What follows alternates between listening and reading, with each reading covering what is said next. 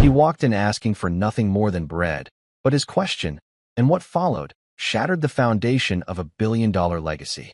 The Sterling Stride Gallery was alive with champagne laughter and the quiet arrogance of the city's elite. Shoes gleamed on glass pedestals like sacred relics, symbols of wealth and power.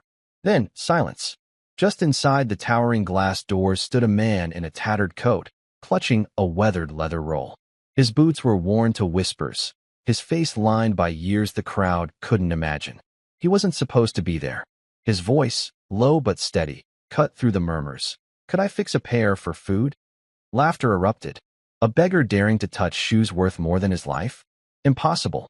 But what none of them knew, what none of them could fathom, was that this man's hands carried a truth capable of unraveling everything. Just before we dive in, let us know in the comments where you're watching from today. We love seeing how far these stories reach. And make sure you're subscribed so you don't miss tomorrow's special video. Now let's jump back in. Enjoy the story. He could build a man's life from the ground up, starting with his shoes. An old man in a worn-out coat clutched a small, weathered tool roll, his eyes fixed on a single pair of shoes displayed like a king's crown. His simple request for a meal was about to unravel a legacy of lies, one careful stitch at a time. The air inside the Sterling Stride flagship gallery was not meant for ordinary breathing. It was a cold, sterile atmosphere, smelling faintly of Italian leather, expensive cleaning products, and the self-satisfaction of the city's wealthiest citizens. The room was a monument to minimalism and money. Towering white walls were bare except for the occasional, strategically lit glass pedestal. Upon each pedestal sat a single pair of shoes, isolated and illuminated like a sacred relic in a museum. These were not just shoes. They were declarations. Each pair of gleaming Oxfords, hand-polished loafers, and pristine dress boots represented a small fortune. They were the footwear of CEOs, investment bankers, and the kind of men who inherited empires. They were sold not as footwear, but as a foothold into a higher class of existence. Tonight, the gallery was hosting its most exclusive event of the year, the launch of the Legacy line. 200 of the city's elite mingled between the pedestals, their voices a low, confident hum that echoed off the polished concrete floors. Champagne flutes tinkled like brittle laughter. Diamonds on wrists and necks caught the sharp gallery lights, scattering tiny rainbows over a sea of tailored suits and designer dresses.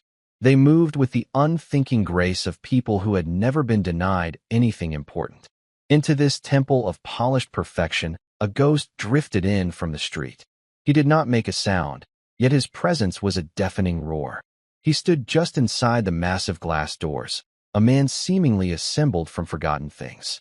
His coat, a drab olive green, was frayed at the cuffs and bore the faint, pale stains of countless rains. His gray hair was thin and wind-whipped, and a beard of the same color covered a face that was a roadmap of a hard life. His eyes, a startlingly clear shade of blue, held a quiet, assessing stillness. They scanned the room, taking in the shimmering dresses and dismissive glances, not with the desperation of a beggar, but with the steady gaze of a craftsman evaluating his materials. In his right hand, he held a small, rolled-up bundle of cracked leather, tied shut with a simple leather thong. It was the only thing about him that seemed to have been cared for. His shoes were old-work boots, scuffed and cracked, the soles worn so thin they looked like whispers of their former selves. Each step he took on the gleaming floor felt like an act of quiet rebellion. A ripple of silence began to spread from the entrance, a wave of discomfort moving through the crowd. Conversations faltered. Heads turned. Eyes accustomed to judging a man's worth by the brand of his watch narrowed with a mixture of confusion and contempt. "What is he doing in here?"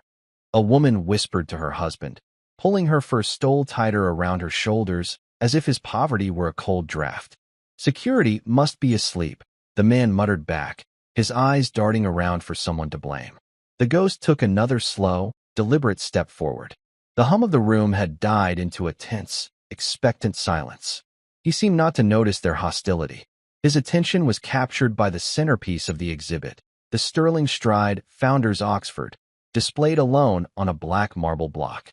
The shoe was a masterpiece of black calfskin, polished to a mirror shine. A small placard next to it read, "A tradition of perfection, hand-stitched since 1948. The old man's eyes lingered on the stitching along the shoe's welt. He leaned in slightly, his expression unreadable. "Excuse me." A voice finally cut through the silence. It was low and raspy, the sound of a voice not often used. All eyes snapped to him. The old man turned his gaze from the shoe to the crowd. He wasn't looking at anyone in particular, yet he seemed to address them all. "I don't mean to intrude," he said, his voice gaining a bit of strength. "I was just wondering if I could get a plate of food." A single, sharp laugh broke the tension. The sound was as sharp and unpleasant as breaking glass. The laughter belonged to Bradley Sterling.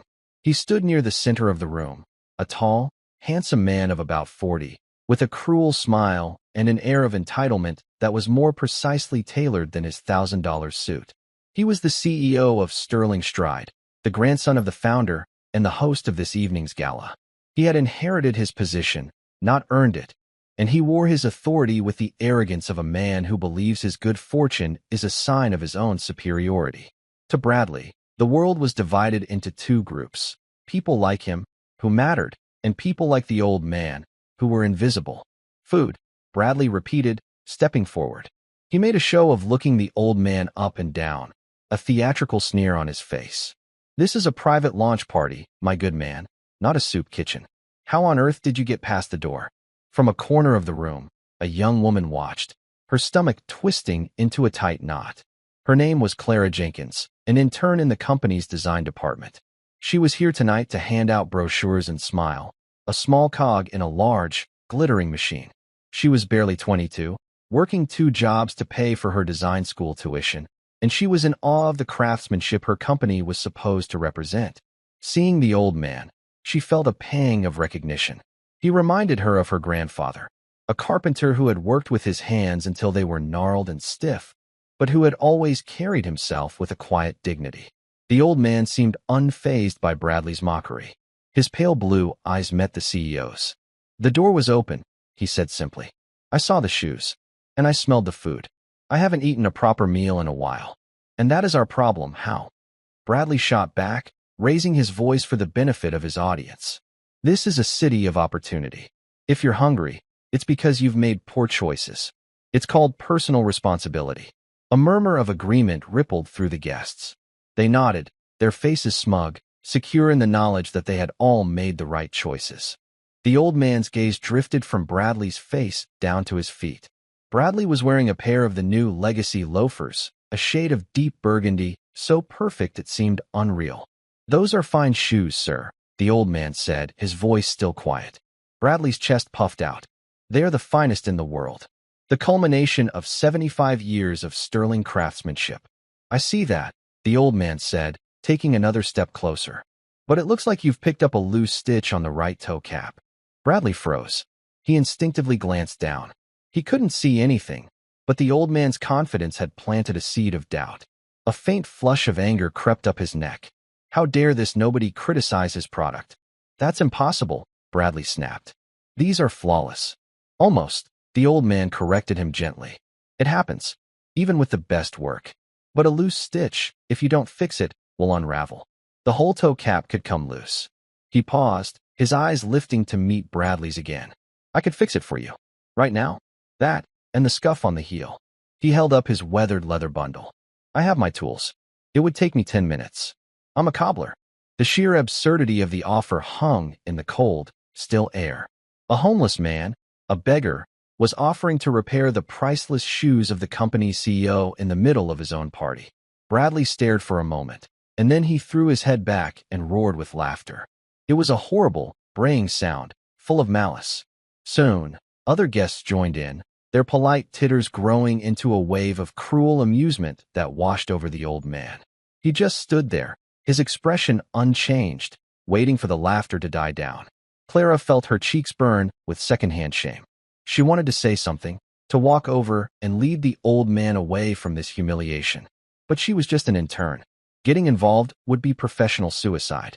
Her boss, a severe woman named Margaret, was already giving her a warning look from across the room. Clara stayed frozen in her spot, hating herself for her own cowardice. "You're a cobbler?" Bradley finally gasped, wiping a tear of mirth from his eye. "A cobbler who can't even afford his own shoes wants to fix mine? That is the richest thing I've ever heard. I don't want your money, the old man said, his voice steady despite the mockery. Just a plate of food from the buffet. I'll fix the stitch, and I'll polish both your shoes. You won't even know I was here. Bradley's eyes gleamed with a sudden, vicious idea. A slow, cruel smile spread across his face. He saw a chance for some entertainment, a way to underscore the difference between the worthless and the worthy. He held up a hand for silence, and the room quieted instantly, everyone eager to see what he would do. You know what?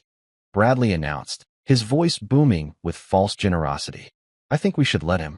Let's give our guest a chance to demonstrate his skills. A confused murmur went through the room. Here's the deal, Bradley said, pointing a manicured finger at the old man. His name was Elias Vance, but no one in that room knew it. To them, he was a nameless problem. I happened to have a pair of shoes that were damaged in shipping. My quality control team said they were unsalvageable. A total loss.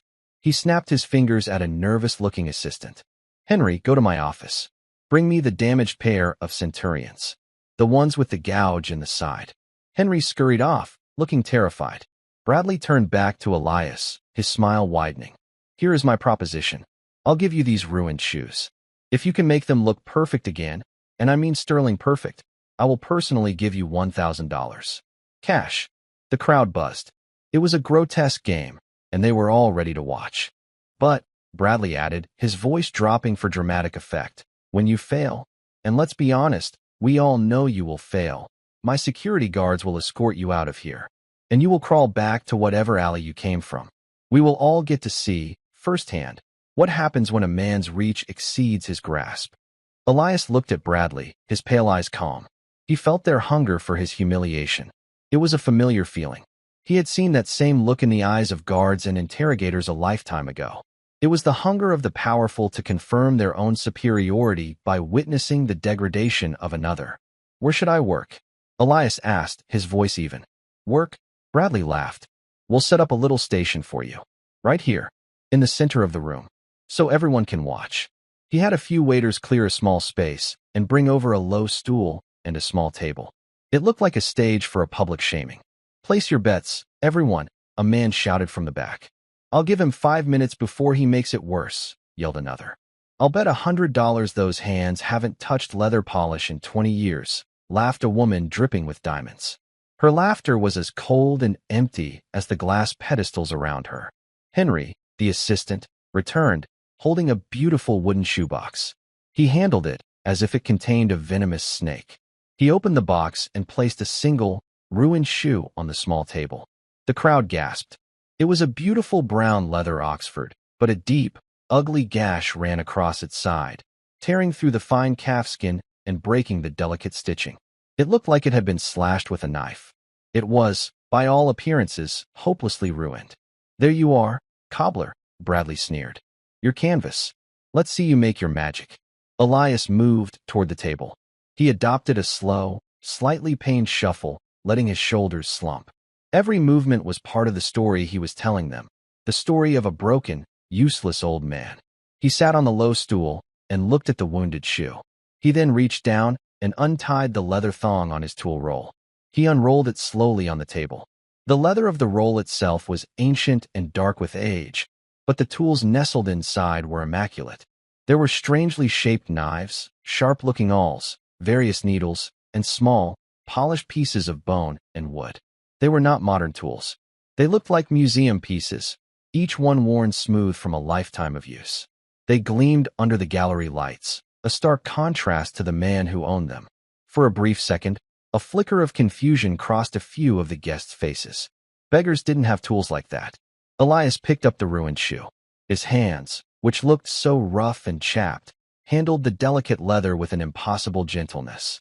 He ran a single, calloused finger along the edge of the gash, his eyes closed, as if he were reading a story written in the damaged hide. Before you begin, Bradley said, pulling up a sleek designer chair to watch the show, let me make the terms a little more interesting. He paused, savoring the attention of the room. If, by some miracle, you actually manage to impress us, I'll double the offer. $2,000. And a lifetime supply of sterling stride shoes. The room erupted in laughter. A lifetime supply of shoes for a man who lived on the street. The cruelty was exquisite. Offering it was a way of saying that the man's ultimate, impossible achievement was worth less than their own footwear budget for a single year. Elias said nothing. He simply picked up a small, curved knife from his roll.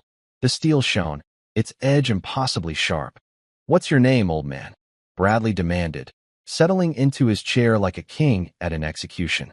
Elias looked up, his pale blue eyes meeting Bradley's. The mask of the weary beggar was still in place, but beneath it, a cold fire was beginning to burn. The test had begun, and the subjects had no idea they were the ones being graded. "Elias," he said, his voice quiet. "My name is Elias Vance." The name meant nothing to them. It was just a name, as disposable as the man himself. Elias lowered his head and turned his full attention to the shoe. He took a small, clean cloth from his roll and began to gently wipe away the dust from the leather. The room fell silent. 200 pairs of eyes were fixed on his hands, waiting for him to fail. They waited for the clumsy slip of the knife, the fumbling stitch that would confirm everything they believed about the world. That some people were simply born to succeed, and others were born to be ground under their perfect, polished heels. He worked with a slowness that was both maddening and mesmerizing. He didn't rush. He first assessed the damage with the focus of a surgeon examining a patient. His fingers probed the torn leather, testing its thickness, its pliability. He sniffed it, his eyes closed, discerning the quality of the tanning process from the faint scent alone. "Is he going to do anything or just stare at it all night?" Someone whispered from the crowd, but the whisper was edged with a strange fascination. Bradley leaned forward, a smug smile on his face. "Patience, everyone. Great failure takes time." Elias ignored them all. He selected a small, sharp tool from his roll, a clicking knife with a curved blade. With a surgeon's precision, he began to skive the edges of the gash, thinning the leather on both sides of the tear. His hand was impossibly steady. There were no wasted movements, no hesitation. The blade moved in a single, fluid arc, peeling away a paper-thin layer of leather. It was a technique that required decades of practice to master. One slip would make the damage irreparable. Clara Jenkins watched, holding her breath. In her design classes, they had studied old-world shoemaking techniques from textbooks. Skiving a clean edge on scrap leather was something she'd spent a month trying to perfect, with clumsy results.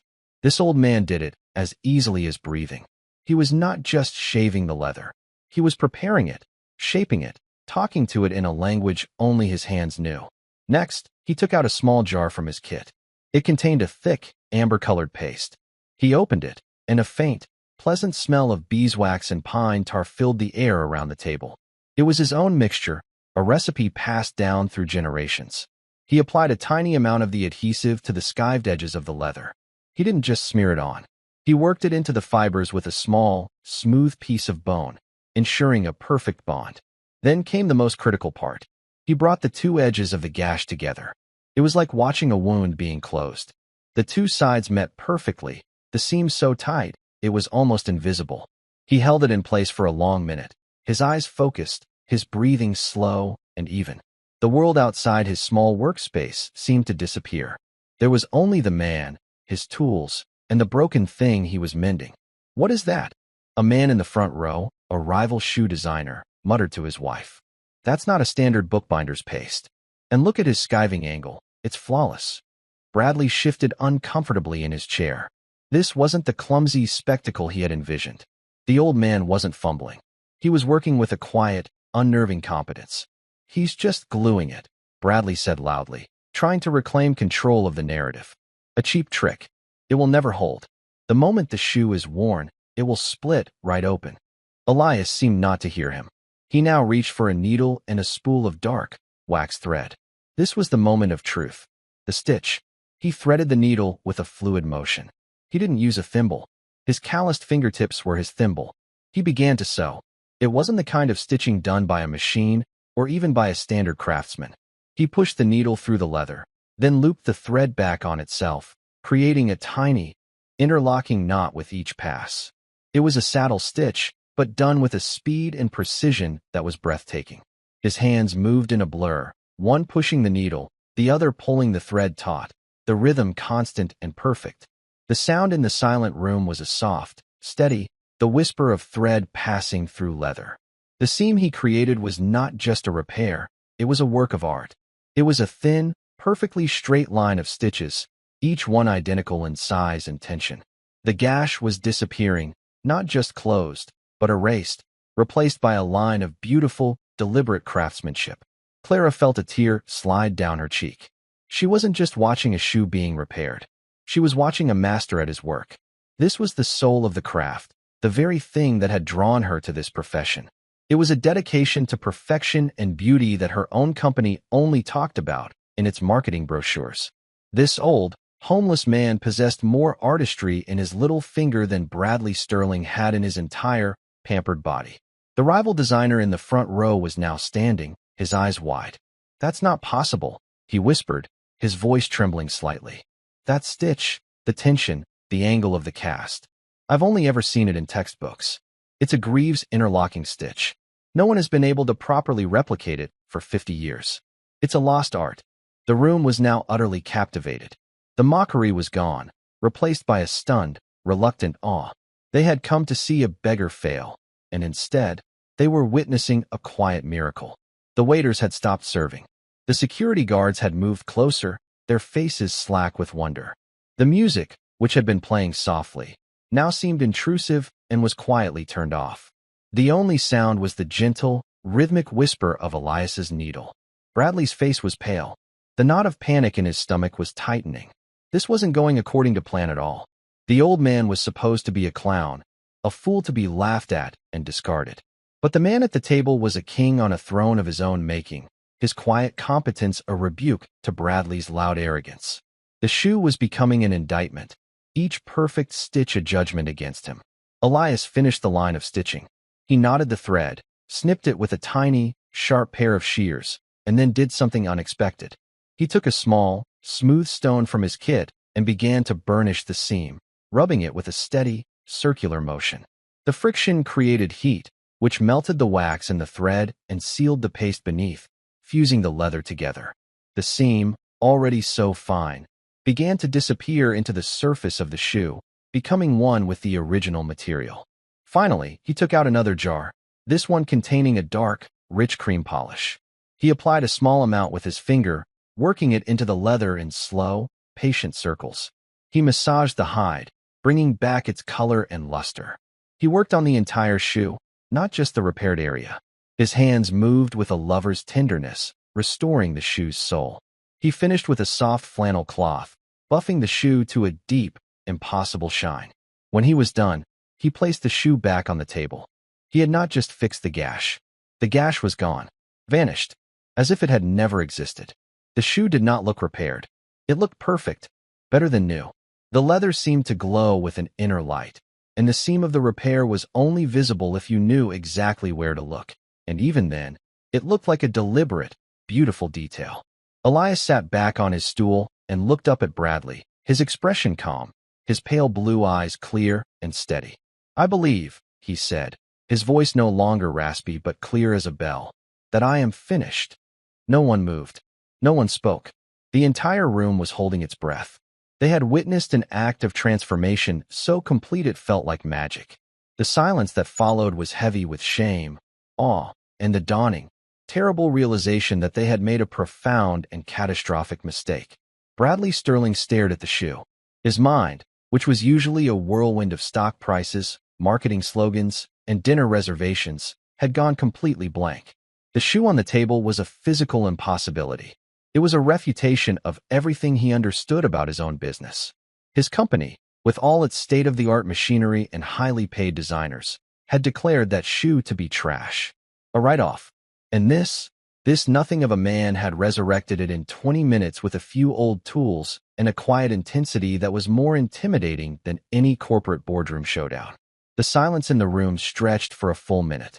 It was a heavy, suffocating silence, filled with the unspoken shame of 200 wealthy people who had just been proven spectacularly wrong. They had come for a spectacle of failure, a cheap laugh at the expense of a lesser being. Instead, they had been given a masterclass in a forgotten art. Their smug certainty had been shattered, and in its place was a gaping void of confusion and dawning respect. It was the rival shoe designer, a man named Julian Croft, who finally broke the spell. He walked forward slowly, as if approaching a holy relic. He leaned over the table, his eyes wide with a professional reverence that bordered on worship. He didn't dare touch the shoe, but he examined it from every angle. "The welt," he whispered, his voice hoarse with emotion. "He didn't just close the gash in the upper. He's re-welted that entire section of the sole. The stitching is invisible." He looked up, his eyes finding Elias. "Where did you learn to do that? That's not just shoemaking. That's restoration at a level I've never seen." Elias looked at the man, a flicker of something, not quite a smile, but a quiet acknowledgement, in his pale blue eyes. "I learned from a man who believed a shoe wasn't just something you wear on your foot," he said, his voice calm and clear. "He believed it was the foundation a man builds his life on. If the foundation is weak, the man will stumble." Bradley finally found his voice. It came out as a strangled croak. "It's a trick," he stammered, shoving himself out of his chair. "A clever trick." He must have swapped the shoe. But the accusation was pathetic, and everyone in the room knew it. The shoe was undeniably the same one Henry had brought from the office. The unique grain of the leather, the specific shade of brown, it was all there. The only difference was that the fatal flaw was gone, replaced by a perfection that seemed to mock the very idea of imperfection. "There was no trick, Mr. Sterling," Julian Croft said, not taking his eyes off the shoe. "I watched his hands every second. What we have just witnessed is genius.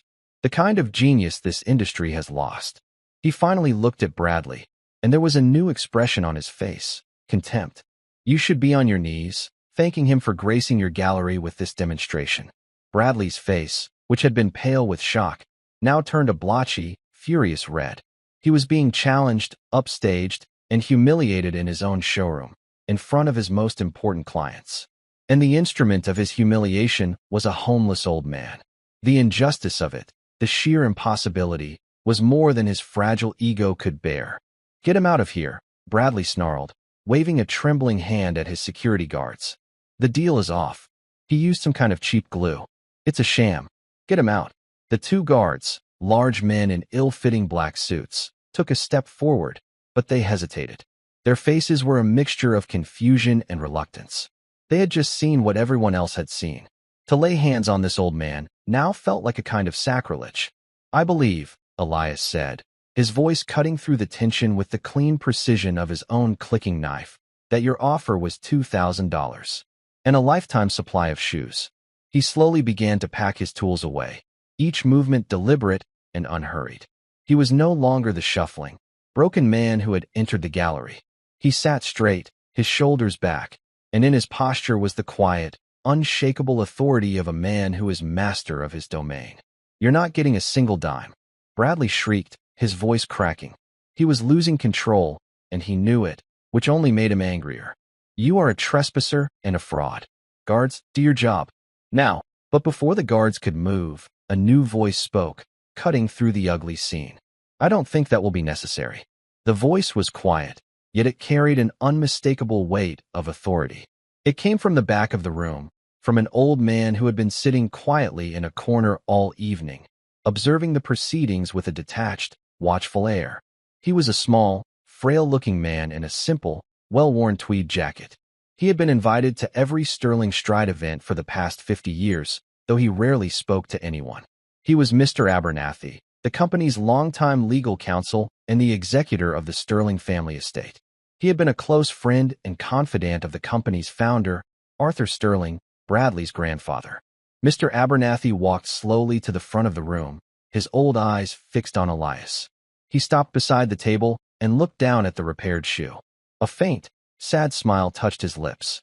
"It's been a long time, Elias," he said softly. Elias looked up and met the old lawyer's gaze. The mask of the weary beggar fell away completely, and for the first time, the room saw the man who was truly there. The exhaustion was still in his eyes, but it was overshadowed by a deep, abiding strength and a profound sadness. "Hello, William," Elias said, his voice now imbued with a quiet dignity that commanded the attention of everyone in the room. Bradley stared at the two men, his mouth hanging open. You know this bum?" he stammered at Mr. Abernathy. Mr. Abernathy did not look at Bradley. He kept his eyes on Elias. "I know this man very well," he said. "He was your grandfather's best friend. His partner." and the true soul of this company. A collective gasp went through the crowd. The air crackled with the sudden, shocking revelation. Mr. Abernathy turned to face the stunned audience. "Ladies and gentlemen," he said, his voice ringing with the clarity of a courtroom pronouncement. "Allow me to introduce you to Elias Vance." He was not just the master craftsman who taught Arthur Sterling everything he knew about making shoes. He was the co-founder of Sterling Stride. The world seemed to tilt on its axis. The story was impossible, unbelievable, yet as they looked from the calm, dignified face of Elias Vance to the perfectly repaired shoe on the table, they knew, with a sudden, gut-wrenching certainty, that it was true. "That's a lie," Bradley sputtered, his face a mask of disbelief and panic. "My grandfather founded this company alone. This man is a nobody." "Your grandfather was the face of the company, Bradley," Mr. Abernathy said, his voice cold and sharp. "He was the salesman, the businessman. But Elias was the hands. He was the artist. Every original Sterling Stride design, every technique that this company built its reputation on, came from this man." He gestured to the shoe on the table. "That stitch that Mr. Croft identified? The Greaves interlocking stitch? Elias didn't learn it from a textbook.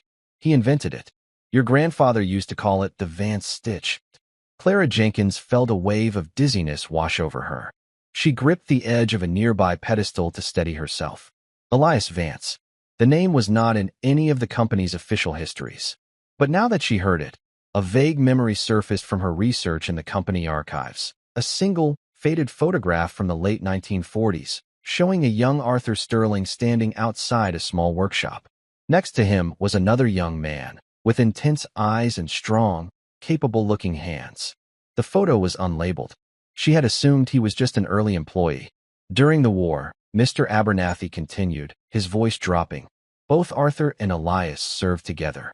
Elias was a medic. He saved your grandfather's life on the battlefield, carrying him 2 miles on his back after he was hit by shrapnel. They made a promise to each other, that if they survived, they would build something beautiful together, something that would last." He paused, letting the weight of his words settle over the room. And they did. They started in a small garage, with nothing but a set of old tools that had belonged to Elias's father. Arthur was the showman. Elias was the craftsman. He worked in the back, away from the customers, content to let his hands do the talking. He never wanted his name on the sign. He only cared about the work. Elias looked down at his own hands, a faint, bittersweet memory playing across his face. He remembered the smell of that garage, the endless hours, the shared dream. It felt like another lifetime. "What happened?" Julian Croft asked, his voice filled with a genuine, horrified curiosity. "Why did he leave? Why is his name unknown?" Mr. Abernathy's gaze hardened as he finally turned to look at Bradley. "Because after your grandfather passed away, Bradley's father, Richard, took over the company. Richard was a man who cared more for profits than for perfection.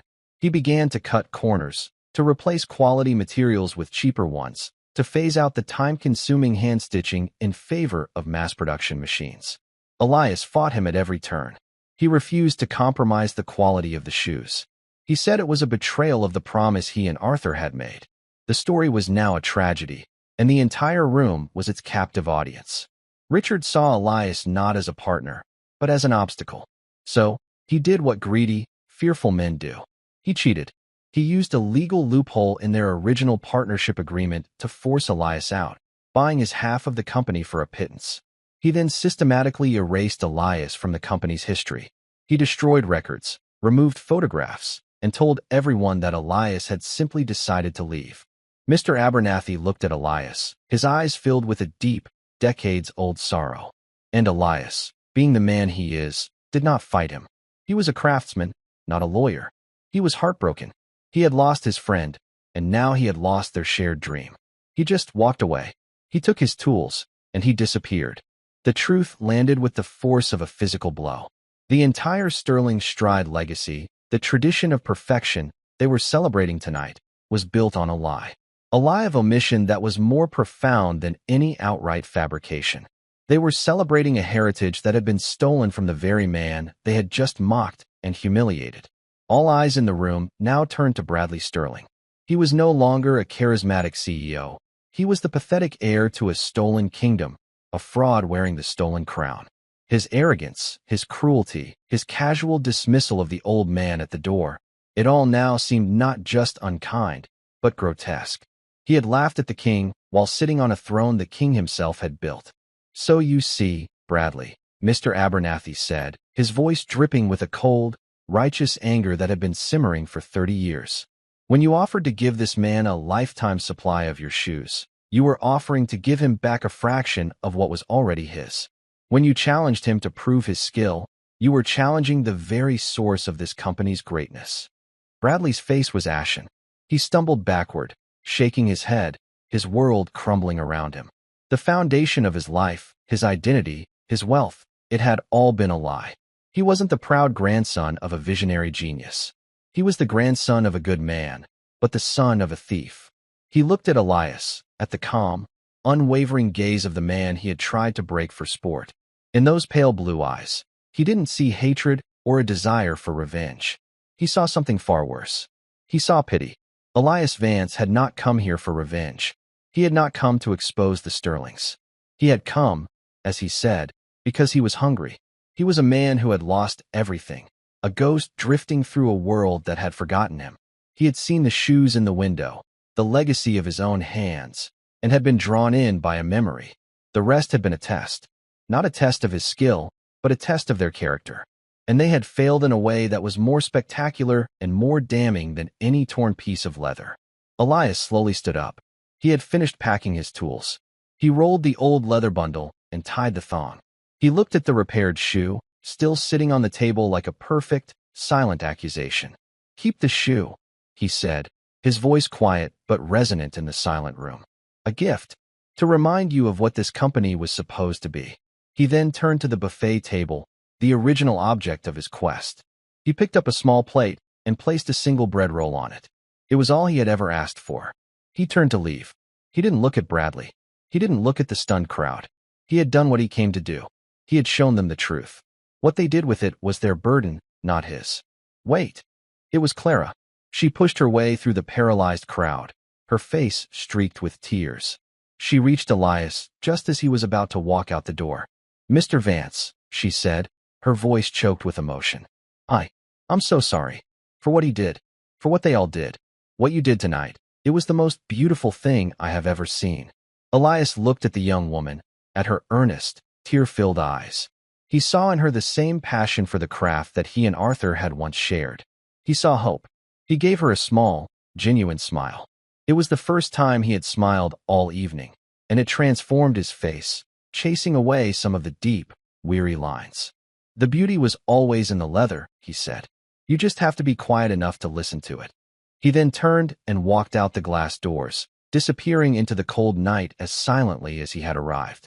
He left behind a shattered party, a ruined CEO, and a room full of people who had been forced to look into the mirror and see the ugliness of their own souls. The legend of Sterling Stride was dead, and in its place, the quiet, powerful truth of Elias Vance had just been born. The aftermath was swift and brutal. The story of what happened in the gallery that night spread through the city like wildfire.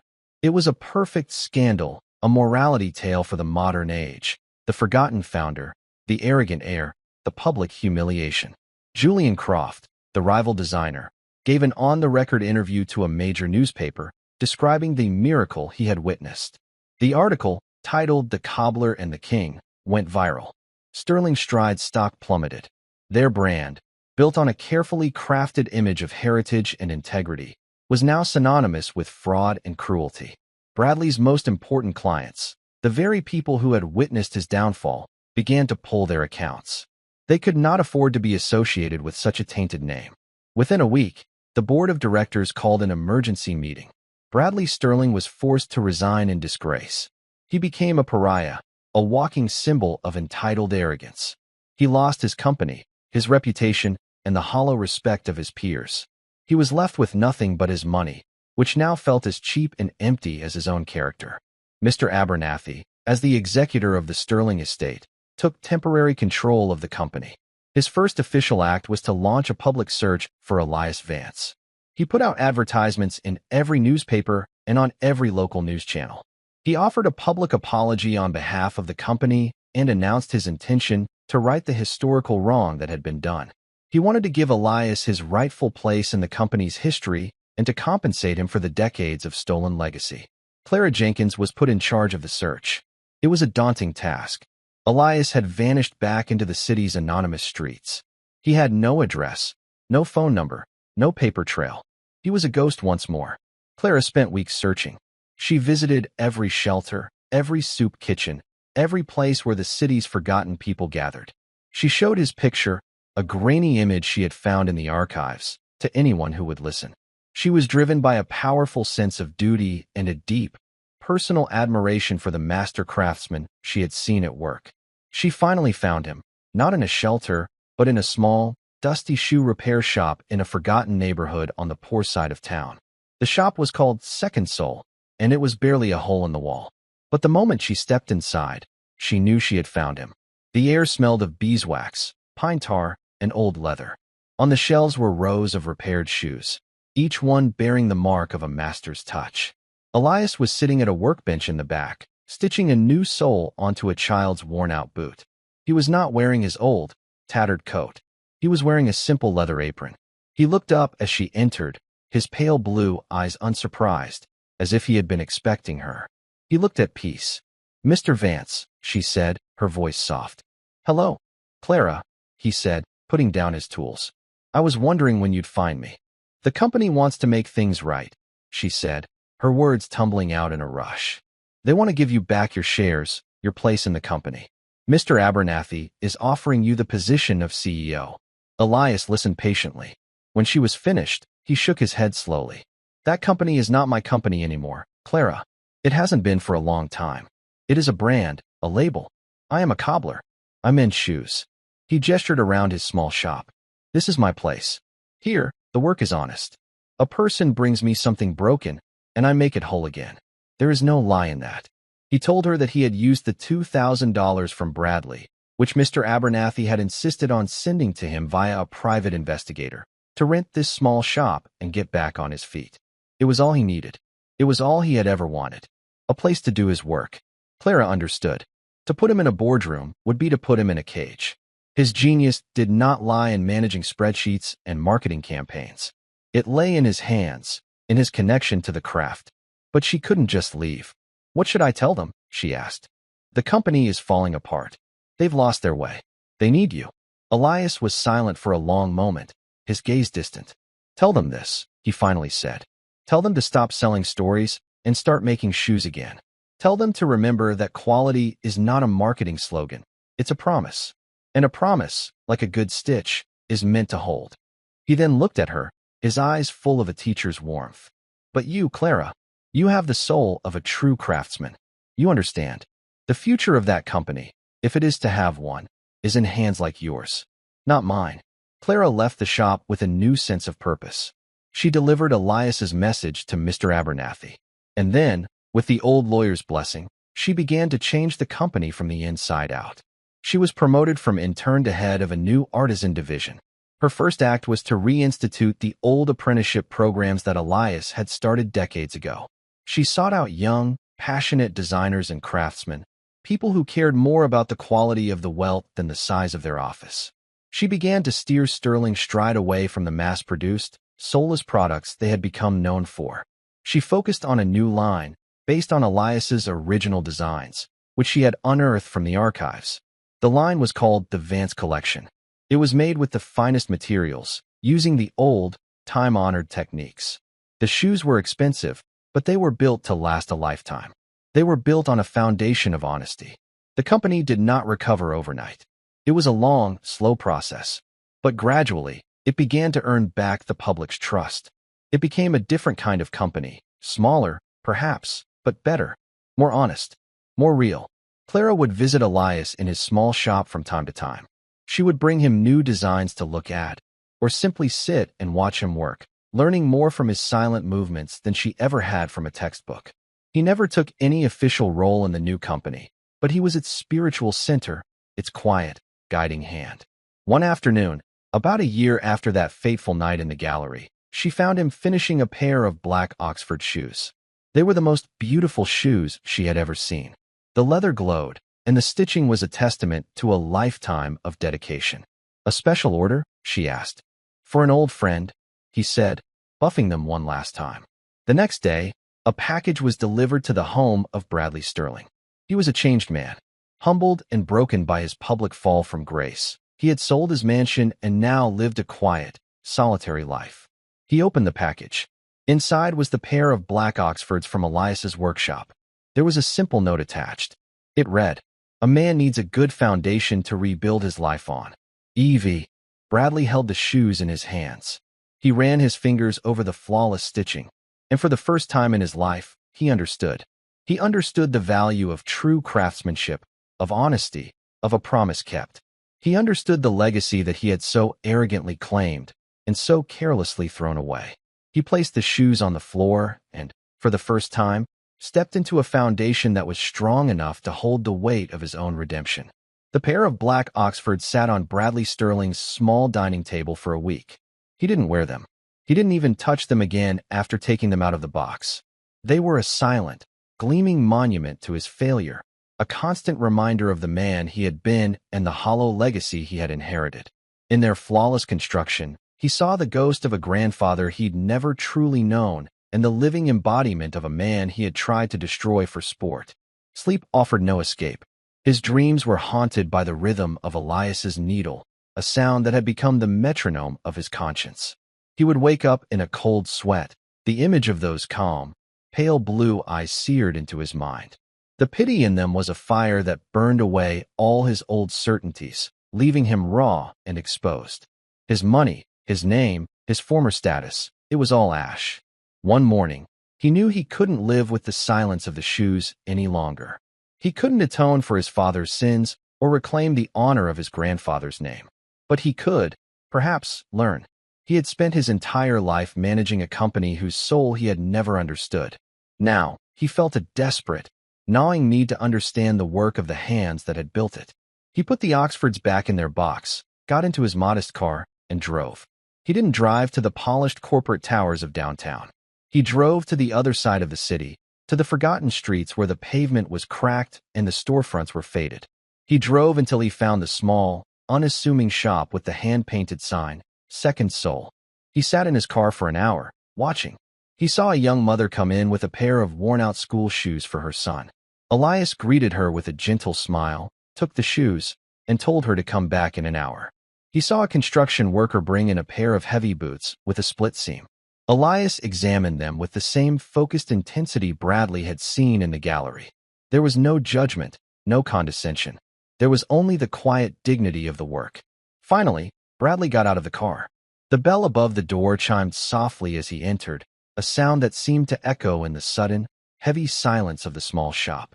Elias was at his workbench, his back to the door. He didn't turn around. The air changes when a man with a guilty conscience walks into a room, Elias said, his voice calm.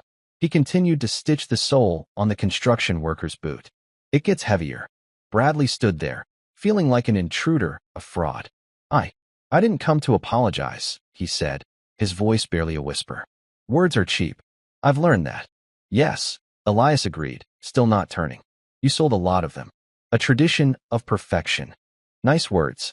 Meant nothing. I want to learn, Bradley blurted out, the words surprising even himself. I want you to teach me.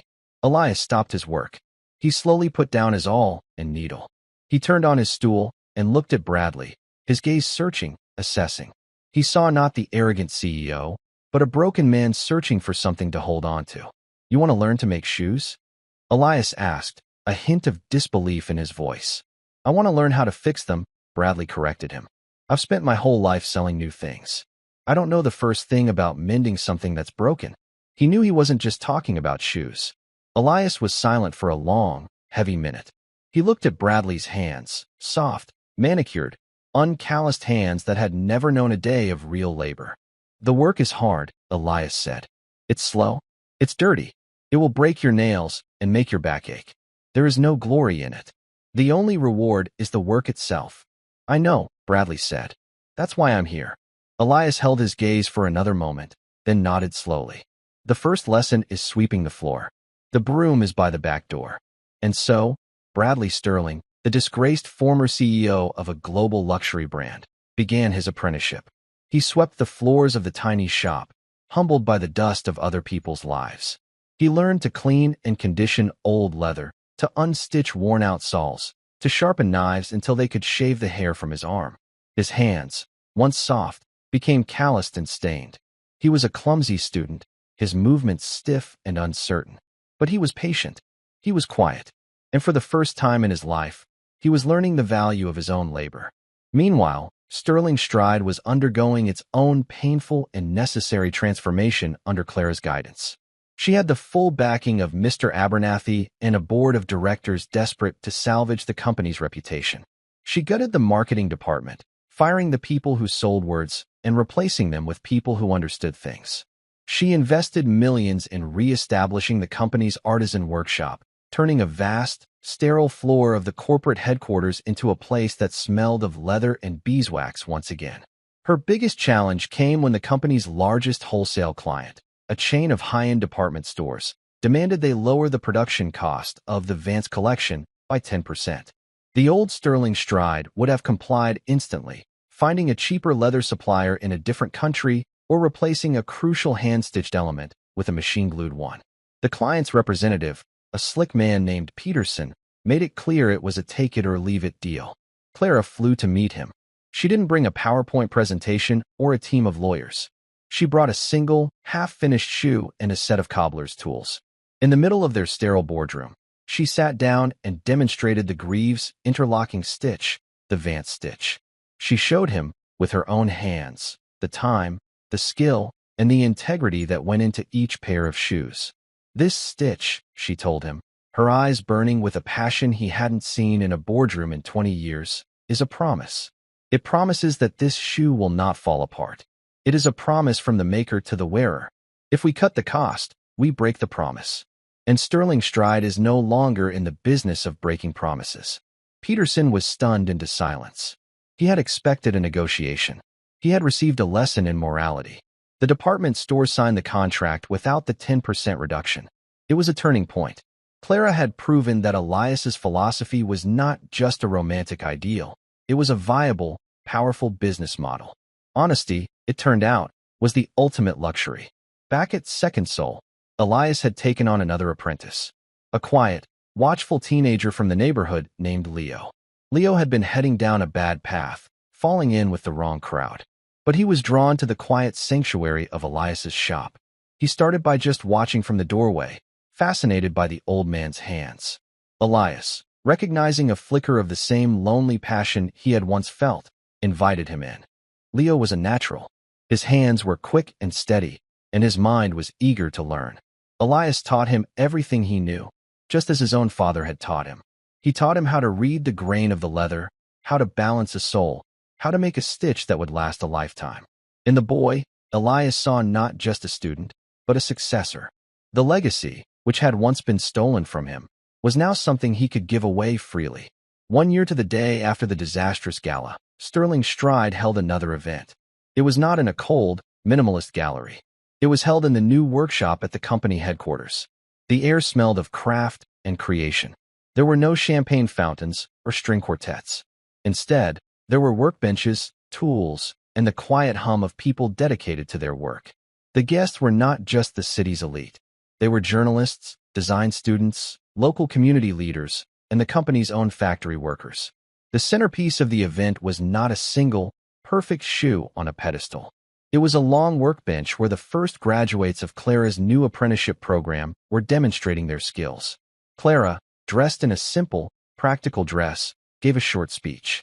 "A year ago, we as a company were reminded of what we had forgotten," she said, her voice clear and strong. "We had forgotten that our foundation is not our brand, but our craft.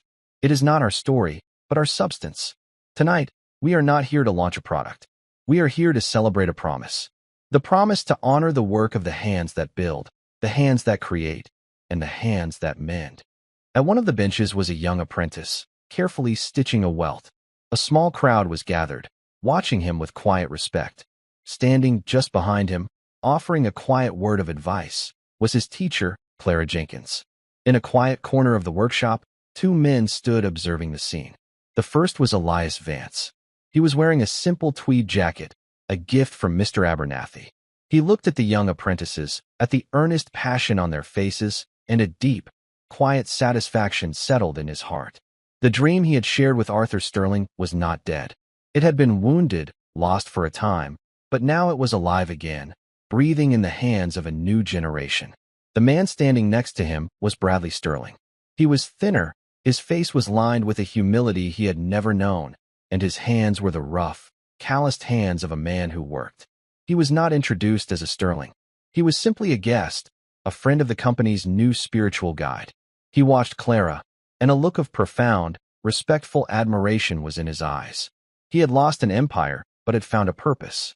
He spent his days at Second Soul, learning a quiet, honest trade, his atonement measured not in dollars, but in stitches. A young journalist approached Elias. "Mr. Vance," she said, her voice full of awe. "You are the man who started it all. The forgotten founder. After all you went through, after being erased from your own story, how does it feel to be back, to see your legacy finally restored?" Elias watched as Leo, who was also at the event, proudly showed a beautifully repaired boot to a group of interested students. He saw the pride and purpose in the young man's eyes. He turned to the journalist, and a gentle, peaceful smile touched his lips. "A legacy is not what you build for yourself," he said, his voice the quiet, steady sound of truth. "It is not a name carved on a building. A true legacy is what you leave in the hands of others." He had come to the gallery a year ago asking for a piece of bread. He had been given mockery and scorn. But in the end, he had walked away with everything that mattered: his integrity, his craft, and the quiet, unshakable knowledge that the best-made things, shoes, companies, and even a man's broken soul, can always be mended as long as one is willing to do the work. The stitch, after all, was meant to hold. And that's where we'll end the story for now. Whenever I share one of these, I hope it gives you a chance to step out of the everyday and just drift for a bit. I'd love to know what you were doing while listening. Maybe relaxing after work, on a late-night drive, or just winding down. Drop a line in the comments. I really do read them all. And if you want to make sure we cross paths again, hitting like and subscribing makes a huge difference. Thanks for spending this time with me.